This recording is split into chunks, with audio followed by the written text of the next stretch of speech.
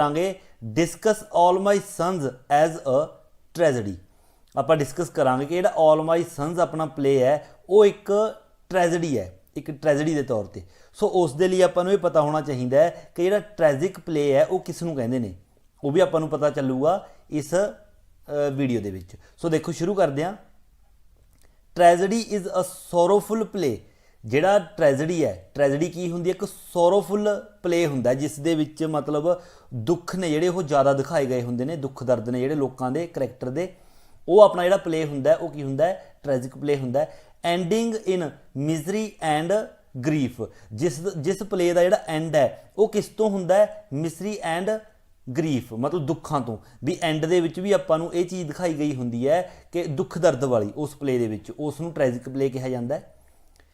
It arouses pity and fear. ये जिहड़ा play है, जिहड़ा ट्रैजिक प्ले हुंदा है, आपां नूं की चीज़ है उहदे विच की चीज़ दिखाई जाती है, आपां नूं पीटी अते फीयर मतलब तरस अते डर, जिहड़ियां दोनों चीज़ां उहदे विच हुंदियां ने प्ले दे विच।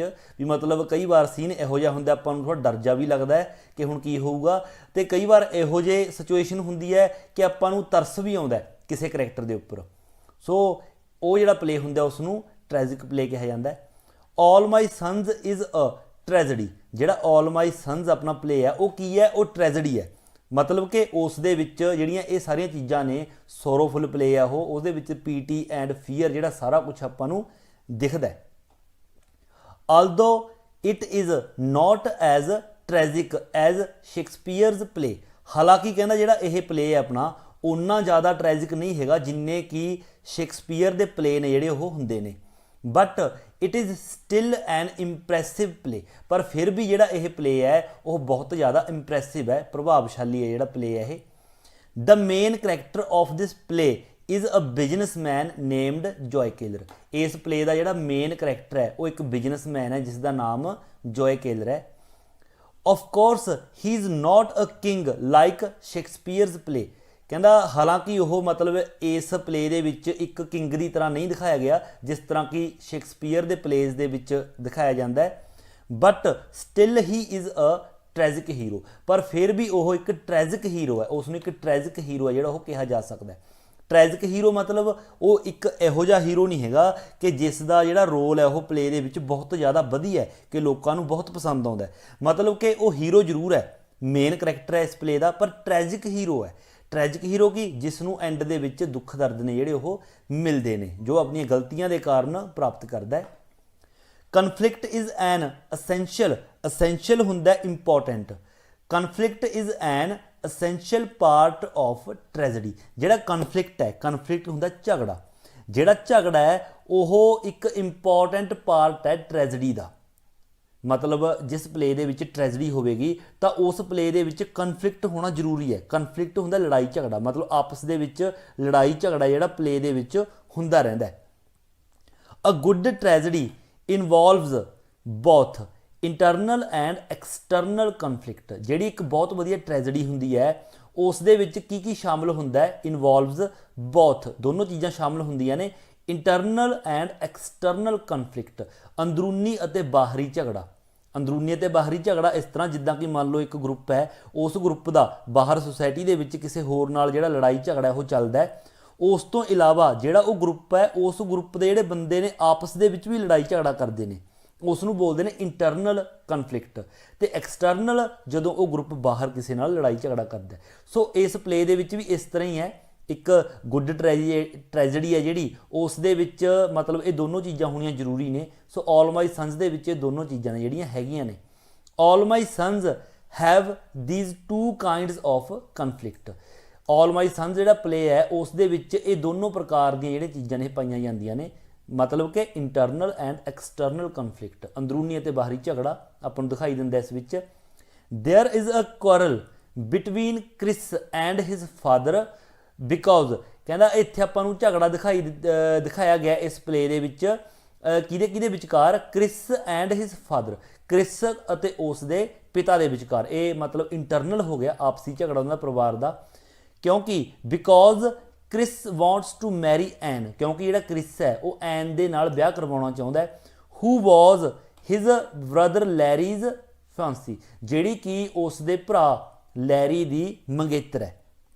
ਕ੍ਰਿਸ ਦਾ ਜਿਹੜਾ ਭਰਾ ਹੁੰਦਾ ਲੈਰੀ, ਉਸ ਦੀ ਮੰਗੇਤਰ ਹੈ ਐਨ, ਉਸ ਦੇ ਨਾਲ ਵਿਆਹ ਕਰਵਾਉਣਾ ਚਾਹੁੰਦਾ, ਜਿਸ ਕਾਰਨ ਉਹ ਮਤਲਬ ਲੜਾਈ ਝਗੜਾ ਹੁੰਦਾ ਆਪਣੇ ਪਿਤਾ ਦੇ ਨਾਲ ਕਿ ਮੈਂ ਕਰਵਾਉਣਾ ਵਿਆਹ, ਉਸ ਦਾ ਪਿਤਾ ਨਹੀਂ ਮੰਨਦਾ। ਸੋ ਇਹ ਲਾਈਨ ਅਗਲੀ ਕੱਟਣੀ ਹੈ, ਨਹੀਂ ਕਰਨੀ, ਸਿਰਫ ਇੱਥੋਂ।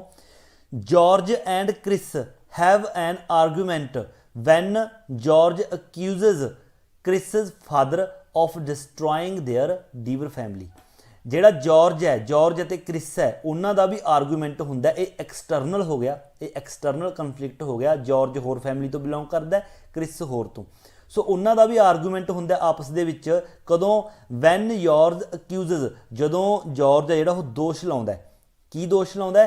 ਕ੍ਰਿਸ's ਫਾਦਰ, ਕ੍ਰਿਸ ਦੇ ਫਾਦਰ ਦੇ ਉੱਪਰ, ਜॉय ਕੈਲਰ ਦੇ ਉੱਪਰ ਦੋਸ਼ ਲਾਉਂਦਾ of destroying their Deever family, ਕਿ ਉਹਨਾਂ ਦੀ ਡੀਵਰ ਫੈਮਿਲੀ ਨੂੰ ਤਬਾਹ ਕਰਨ ਦੇ ਲਈ ਜॉर्ज ਦਾ ਹੱਥ ਹੈ। ਇਹ ਦੋਸ਼ ਲਾਉਂਦਾ ਹੈ ਜॉर्ज, ਸੌਰੀ ਉਹ ਜॉय ਕੈਲਰ ਦਾ ਹੱਥ ਹੈ ਉਹਨਾਂ ਦੀ ਫੈਮਿਲੀ ਨੂੰ ਤਬਾਹ ਕਰਨ ਦੇ ਲਈ, ਜॉर्ज ਕਹਿੰਦਾ ਹੈ, ਤੇ ਜਿਸ ਦੇ ਕਾਰਨ ਕ੍ਰਿਸ ਨਾਲ ਉਸਦਾ ਝਗੜਾ ਹੋ ਜਾਂਦਾ ਹੈ।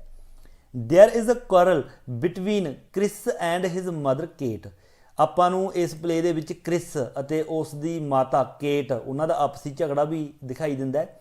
Because she is against Ann and Chris's marry, ਕਿਉਂਕਿ ਉਹ ਕ੍ਰਿਸ ਅਤੇ ਐਨ ਦੇ ਆਪਸੀ ਵਿਆਹ ਦੇ ਅਗੇਂਸਟ ਹੈ, ਉਹ ਉਸ ਨੂੰ ਨਾਮਨਜ਼ੂਰ ਹੈ ਕੇਟ ਨੂੰ, ਇਸ ਕਾਰਨ ਕ੍ਰਿਸ ਦਾ ਆਪਣੀ ਮਾਂ ਦੇ ਨਾਲ ਝਗੜਾ ਹੋ ਜਾਂਦਾ ਹੈ। ਸ਼ੀ ਸੇਜ਼, ਉਹ ਕਹਿੰਦੀ ਹੈ, ਕੇਟ ਕਹਿੰਦੀ ਹੈ, she says that Larry will come, ਕਹਿੰਦੀ ਲੈਰੀ ਆਵੇਗਾ ਜ਼ਰੂਰ, ਉਸ ਨੂੰ ਵਿਸ਼ਵਾਸ ਹੈ ਕਿ ਲੈਰੀ ਮਰਿਆ ਨਹੀਂ। ਬਟ ਦ ਬਿਗੈਸਟ ਕੰਟਰੋਵਰਸੀ, ਪਰ ਜਿਹੜੀ ਬਿਗੈਸਟ ਕੰਟਰੋਵਰਸੀ ਹੈ, ਕੰਟਰੋਵਰਸੀ ਹੁੰਦਾ ਆਰਗੂਮੈਂਟ, ਪਰ ਜਿਹੜਾ ਬਿਗੈਸਟ ਆਰਗੂਮੈਂਟ ਹੈ takes place when Joe Keller's guilt comes to light. ਪਰ ਜ਼ਿਆਦਾ ਵੱਡੀ ਕੰਟਰੋਵਰਸੀ ਹੈ ਜਿਹੜੀ ਆਰਗੂਮੈਂਟ ਹੈ ਉਦੋਂ ਸਾਹਮਣੇ ਆਉਂਦੀ ਹੈ ਜਦੋਂ ਜॉय ਕੈਲਰ ਦਾ ਜਿਹੜਾ ਦੋਸ਼ ਹੈ ਉਹ ਕਮਸ ਟੂ ਲਾਈਟ, ਸਾਹਮਣੇ ਆਉਂਦਾ ਹੈ। ਕਮਸ ਟੂ ਲਾਈਟ ਮਤਲਬ ਸਾਹਮਣੇ ਆਉਣਾ, ਕਿ ਜਦੋਂ ਜॉर्ज ਦੱਸਦਾ ਕਿ ਅਸਲੀ ਗੁਨੇਗਾਰ ਜॉय ਕੈਲਰ ਸੀਗਾ ਜਿਸਨੇ ਸਿਲੰਡਰ ਨੇ ਜਿਹੜੇ ਉਹ ਫੋਨ ਕਰਕੇ ਭੇਜਣ ਲਈ ਕਿਹਾ ਸੀਗਾ। And Joe Keller confesses his guilt, confess ਹੁੰਦਾ ਮੰਨਣਾ, ਮਨਜ਼ੂਰ ਕਰਨਾ, ਅਤੇ ਜॉय ਕੈਲਰ ਹੈ ਜਿਹੜਾ ਉਹ ਆਪਣੀ ਜਿਹੜੀ ਗਲਤੀ ਹੈ ਉਹ ਮੰਨ ਲੈਂਦਾ। Chris quarrels with his father for this crime, ਅਤੇ ਜਿਹੜਾ ਕ੍ਰਿਸ ਹੈ ਉਹ ਆਪਣੇ ਪਿਤਾ ਜॉय ਕੈਲਰ ਨਾਲ ਬਹੁਤ ਜ਼ਿਆਦਾ ਲੜਦਾ, ਝਗੜਾ ਕਰਦਾ ਇਸ ਕ੍ਰਾਈਮ ਦੇ ਲਈ ਕਿ ਜॉय ਕੈਲਰ ਨੇ ਡਿਫੈਕਟਿਵ ਸਿਲੰਡਰ ਭੇਜੇ ਜਿਸ ਨਾਲ 21 ਨੌਜਵਾਨਾਂ ਦੀ ਮੌਤ ਹੋ ਗਈ। First of all Joe Keller defends himself by saying that whatever he has done only for his family. ਪਹਿਲਾਂ ਤਾਂ ਜਿਹੜਾ ਜॉय ਕੈਲਰ ਉਹ ਆਪਣੇ ਆਪ ਨੂੰ ਡਿਫੈਂਡ ਕਰਦਾ ਹੈ ਇਹ ਕਹਿ ਕੇ ਕਿ ਜੋ ਕੁਝ ਵੀ ਉਸਨੇ ਕੀਤਾ ਓਨਲੀ ਫਾਰ ਹਿਜ਼ ਫੈਮਿਲੀ, ਉਸਨੇ ਆਪਣੇ ਪਰਿਵਾਰ ਦੇ ਲਈ ਕੀਤਾ, ਪੈਸਾ ਕਮਾਉਣ ਦੇ ਲਈ ਕੀਤਾ। ਹੀ ਲੇਟਰ ਆਰਗਿਊਜ਼, ਅਤੇ ਬਾਅਦ ਦੇ ਵਿੱਚ ਉਹ ਆਰਗਿਊ ਕਰਦਾ ਹੈ, ਬਾਅਦ ਦੇ ਵਿੱਚ ਉਹ ਦਲੀਲ ਦਿੰਦਾ that everyone does the fair or foul work to make money. ਕਹਿੰਦਾ ਹਰ ਕੋਈ, ਬਾਅਦ ਦੇ ਵਿੱਚ ਉਹ ਦਲੀਲ ਦਿੰਦਾ ਹੈ ਕਿ ਹਰ ਕੋਈ ਅਜਿਹਾ ਕੰਮ ਕਰਦਾ ਹੈ ਪੈਸੇ ਕਮਾਉਣ ਦੇ ਲਈ, ਫੇਅਰ ਔਰ ਫਾਲ ਮਤਲਬ ਸਹੀ ਜਾਂ ਗਲਤ ਤਰੀਕੇ ਦੇ ਨਾਲ ਪੈਸਾ ਕਮਾਉਣ ਦੇ ਲਈ ਹਰ ਕੋਈ ਜਿਹੜਾ ਇਨਸਾਨ ਹੈ ਉਹ ਕੰਮ ਕਰਦਾ ਹੈਗਾ। On this idea of his father, ਆਪਣੇ ਫਾਦਰ ਦੇ ਇਸ ਆਈਡੀਆ ਦੇ ਉੱਪਰ, ਜਦੋਂ ਉਸ ਦਾ ਫਾਦਰ ਕਹਿੰਦਾ ਕਿ ਹਰ ਇਨਸਾਨ ਪੈਸਾ ਕਮਾਉਣ ਲਈ ਗਲਤ ਸਹੀ ਢੰਗ ਜਿਹੜਾ ਅਪਣਾਉਂਦਾ ਹੈਗਾ, ਜਦੋਂ ਇਹ ਆਈਡੀਆ ਸੁਣਦਾ ਆਪਣੇ ਪਿਤਾ ਦਾ, Chris quarrels a lot with his father, ਜਿਹੜਾ ਕ੍ਰਿਸ ਹੈ ਉਹ ਆਪਣੇ ਪਿਤਾ ਦੇ ਨਾਲ ਬਹੁਤ ਜ਼ਿਆਦਾ ਝਗੜਾ ਕਰਦਾ ਹੈ। Compassion is also the main subject of all my sons, ਜਿਹੜਾ ਕੰਪੈਸ਼ਨ ਹੈ, ਕੰਪੈਸ਼ਨ ਹੁੰਦਾ ਹਮਦਰਦੀ, ਤਰਸ, ਜਾਂ ਫਿਰ ਕਾਈਂਡਨੈਸ ਵੀ ਕਹਿ ਸਕਦੇ ਹੋ। ਇਹ ਜਿਹੜੀ ਕਾਈਂਡਨੈਸ ਹੈ ਉਹ ਵੀ ਇੱਕ ਮੇਨ ਸਬਜੈਕਟ ਹੈ ਇਸ ਪਲੇ ਦਾ, ਆਲ ਮਾਈ ਸਨਸ ਦਾ। ਵੈਨ ਵੀ ਸੀ SW ਕਰ ਲਿਓ, sorry, when we see Kate Keller's belief, ਜਦੋਂ ਅਸੀਂ ਦੇਖਦੇ ਹਾਂ ਕੇਟ ਕੈਲਰ ਦਾ ਵਿਸ਼ਵਾਸ, ਦੈਟ ਲੈਰੀ ਇਜ਼ ਅਲਾਈਵ, ਕਿ ਜਿਹੜਾ ਲੈਰੀ ਹੈ ਉਸਦਾ ਬੇਟਾ ਉਹ ਜਿੰਦਾ ਹੈ, ਉਹ ਸਮਝਦੀ ਹੈ ਕਿ ਉਹ ਜਿਉਂਦਾ ਹੈ। And he would come back home, ਅਤੇ ਉਹ ਘਰ ਵਾਪਸ ਆਵੇਗਾ। ਕੇਟ ਕੈਲਰ ਨੂੰ ਇਸ ਤਰ੍ਹਾਂ ਲੱਗਦਾ ਹੈ। ਹਰ ਕੰਡੀਸ਼ਨ ਇਜ਼ ਟਰੂਲੀ ਪੈਥੈਟਿਕ, ਜਿਹੜੀ ਉਸ ਦੀ ਕੰਡੀਸ਼ਨ ਹੈ ਇਸ ਸੋਚ ਦੇ ਉੱਪਰ ਉਹ ਇੱਕ ਪੈਥੈਟਿਕ ਹੈ, ਪੈਥੈਟਿਕ ਜਾਂ ਕਹਿ ਸਕਦੇ ਹੋ ਪੀਟੀਫੁੱਲ, ਉਹ ਇੱਕ ਤਰਸਯੋਗ ਹੈ, ਤਰਸ ਆਉਂਦਾ ਉਸ ਦੀ ਕੰਡੀਸ਼ਨ ਦੇ ਉੱਪਰ। No doubt All My Sons is a very impressive play, ਇਸ ਵਿੱਚ ਕੋਈ ਸ਼ੱਕ ਨਹੀਂ ਕਿ ਆਲ ਮਾਈ ਸਨਸ ਜਿਹੜਾ ਪਲੇ ਹੈ ਉਹ ਬਹੁਤ ਜ਼ਿਆਦਾ ਪ੍ਰਭਾਵਸ਼ਾਲੀ ਹੈ, ਇੰਪ੍ਰੈਸਿਵ ਹੈ।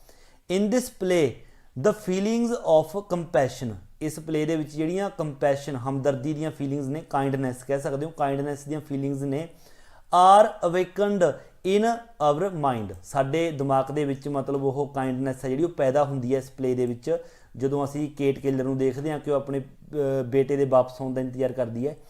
In fact the feelings of pity, ਅਸਲ ਵਿੱਚ ਜਿਹੜੀਆਂ ਦਇਆ ਭਾਵਨਾ ਦੀਆਂ ਫੀਲਿੰਗਸ ਨੇ aroused in us in the course of the play in very deep, ਮਤਲਬ ਇਸ ਪਲੇ ਦੇ ਵਿੱਚ ਜਦੋਂ ਅਸੀਂ ਪਲੇ ਦੇਖਦੇ ਹਾਂ ਜਿਹੜੀਆਂ ਫੀਲਿੰਗਸ ਨੇ ਪੀਟੀ ਦੀਆਂ ਫੀਲਿੰਗਸ ਨੇ ਦਇਆ ਭਾਵਨਾ ਦੀਆਂ ਫੀਲਿੰਗਸ ਨੇ ਉਹ ਸਾਡੇ ਮਨ ਦੇ ਵਿੱਚ ਡੀਪਲੀ ਮਤਲਬ ਸਮਾ ਜਾਂਦੀਆਂ ਨੇ, ਅਸੀਂ ਡੀਪ ਹੈ ਜਿਹੜਾ ਗਹਿਰਾਈ ਦੇ ਵਿੱਚ ਸੋਚਦੇ ਹਾਂ।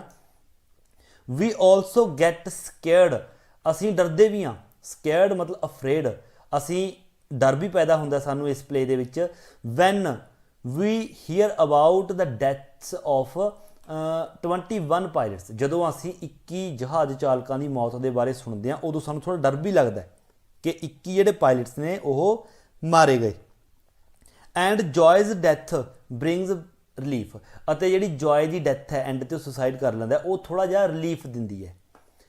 There is justice in this way, so इस तरह इस तरीके दे नाल कहंदे एंड दे उपर जस्टिस हुंदा जदों जॉय किलर है जिहड़ा ओह अपने आप नूं सुसाइड कर लैंदा है। सो ये भी एक ट्रैजेडी है एंड ते भी जॉय किलर है जिहड़ा ओह मर जांदा है, ट्रैजिक हीरो है। सो इस तरह जिहड़ा ये ऑल माई सन्स है वो सचमुच ही एक ट्रैजेडी हैगी आपां कह सकते हैं। सो ये सीगा आंसर। सो आई होप कि तुहानूं थोड़ा आसान लग्या होवेगा, कोशिश की आसान करके लिखण दी। जेकर चंगा लग्या तो वीडियो नूं लाइक शेयर ते कमेंट जरूर करो, और जेकर चैनल उपर नवे हो तो चैनल नूं सबसक्राइब करना बिल्कुल ना भुल्लिओ। सो मिलदे हां अगली वीडियो लैके, उदों तक दिओ इजाजत। Thank you so much.